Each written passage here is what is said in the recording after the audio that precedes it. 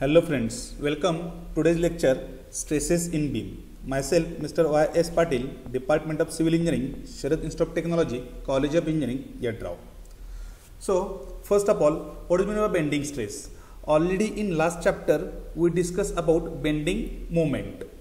Means when you applied load on the beam will be bent, and due to that bending moment the bending stresses produces in the beam. So we calculate that bending stresses. Before starting the chapter, some assumptions made in the bending stresses. What are the assumptions that are? See here. First assumption, that is the basic assumptions are. First is the material of beam is homogeneous and isotropic. Homogeneous and isotropic means whatever the material properties are same throughout the length and throughout the cross section. That is homogeneous and isotropic. Second assumption is the value of Young's modulus of elasticity is the same in tension and compression. Means whenever the beam bends, whenever the beam bends, the compression and tension zone are developed, and the Young's modulus E is same for the compression as well as in tension. Then third assumption is the transverse section which were plane before bending remains plane after bending also. Means whenever the before applying load, the cross section of the beam is plane, and after bending also the cross section of the beam remains plane. The fourth one, the beam initially straight and all longitudinal filaments bends in a circular arc with a common center of curvature. Means when the beam bends due to the external loading, the bending pattern are same throughout the all filaments, and the center of the radius for that particular each and every filament is common. Next, last one, each layer of the beam is free to expand or contract independently of the layer above or below it. Means whenever the beam bends, each layer will be maybe elongated or contracted. It is a totally independently plays role for each. Okay. The next, flexural formula or bending equation. So this is the flexural formula or bending equation. That is M upon I is equal to sigma upon Y is equal to E upon R, where M or MR, it is a maximum bending moment which is equal to moment resistance of the beam. That M depends upon types of beam and types of loading. For example, a simply supported beam carries a UDL over entire span. The maximum bending moment, we know that the maximum bending moment is WL square by 8. And for that cantilever beam having a UDL over entire span, then the maximum bending moment will be WL square by 2. So M depends upon types of beam and types of loading. Then moment of I is equal to moment of inertia of the beam about the neutral axis. And that is INA, that is equal to IXX, because see here, this is a simply supported beam over a UDL acting on entire span. The bending occurs such a way, this is the sagging, the bending occurs in a sagging manner. So suppose this is a cross section of the beam. Due to this external loading, the bending axis will be x-axis. So we calculate or we consider only IXX. IYY is neglected. So whenever the moment of inertia you need to calculate, you should calculate IXX. Then next, sigma or sigma max, it is a bending stresses in the layer at a distance of y from the neutral axis. This axis called as neutral axis.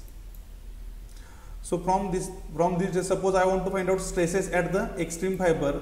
So I want to find out sigma at extreme fiber. So y will be, this is the y distance. Y distance is the layer from the neutral axis of the beam cross section. Then E is equal to Young's modulus of elasticity of the beam material is already given. then R is equal to radius of curvature of the bent up beam. Okay, so this is the Fitzgerald formula. Once again I repeat, Fitzgerald formula, M upon I is equal to sigma upon Y is equal to E upon R. So this is the bending stress distribution diagram. Basically this is for simply supported beam. These diagrams are for simply supported beam, because when the beam bends is like this, and this is the neutral axis.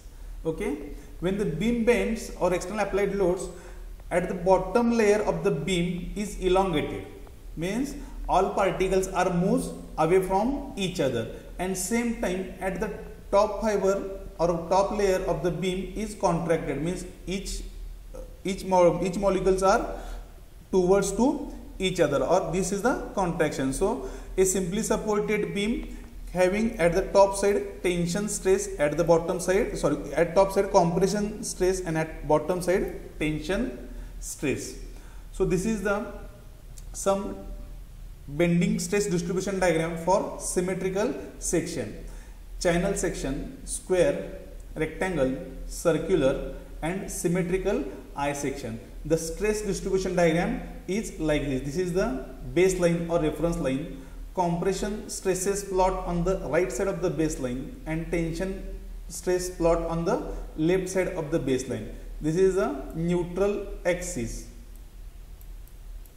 At neutral axis there is no stress, no compression, no tension. That line called as neutral axis line.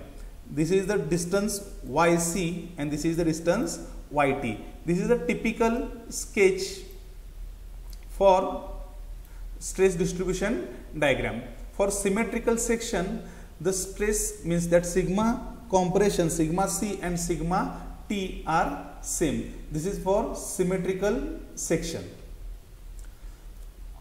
Because YC and YT are same value, means symmetrical about x axis, so these distance are same, that's why sigma C and sigma T will be same.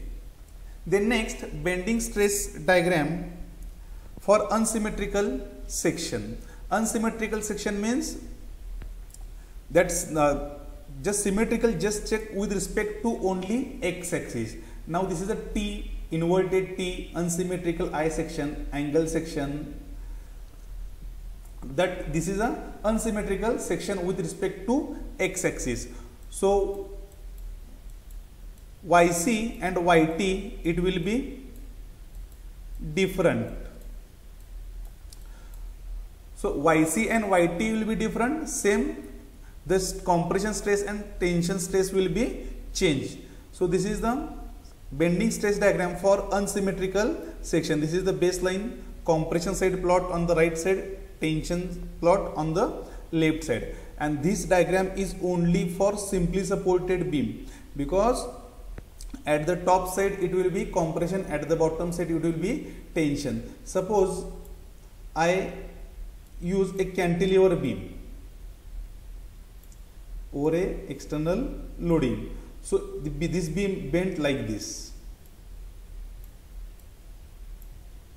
means at the top side the length of top layer is elongated as compared to bottom, means at the bottom it will be compression, at the top will be tension. Means if the cantilever beam is there, exact opposite sketch, means at top it will be tension, at bottom it will be compression. And for simply supported, this is the right example, that at top compression, at bottom tension.